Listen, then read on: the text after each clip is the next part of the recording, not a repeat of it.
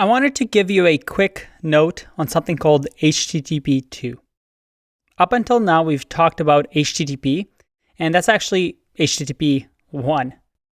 HTTP 2 is a protocol update that's still compatible with HTTP, but its main goal is to improve network latency, something that we've talked about, how fast we can deliver files back and forth from server to the client.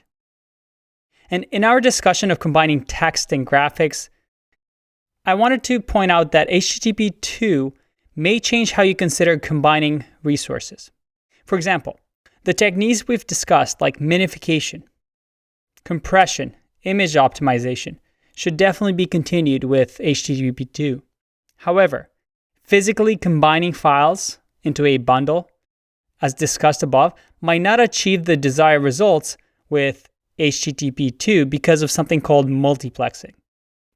This is primarily because server requests are faster on HTTP 2, so combining files to eliminate a request may not be actually substantially faster.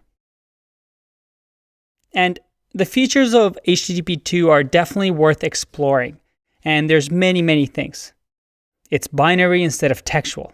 It's fully multiplexed. In theory, it can have one connection for something called parallelism. So with one connection, have many files sent to it. It also allows for something called server push. But I'm going to leave some resources for you to follow if you want to read more about HTTP 2. It's still not widely adopted yet. It definitely will. As with anything in technology, and definitely in web development, things evolve and strategies evolve. So keep that in mind and definitely check out HTTP 2. By the way, if you're curious, how do I implement a server with HTTP 2? Well, it's quite easy actually.